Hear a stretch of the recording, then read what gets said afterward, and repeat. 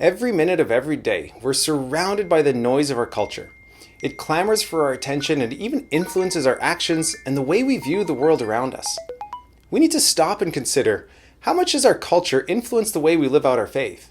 Does our worldview and the choices we make come from the Bible, or from fear of not fitting in with those around us?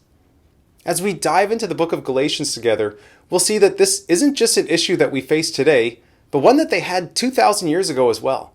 The cultural pressures and expectations were so great that some were compromising their faith in Christ in order to blend into the world around them and gain acceptance.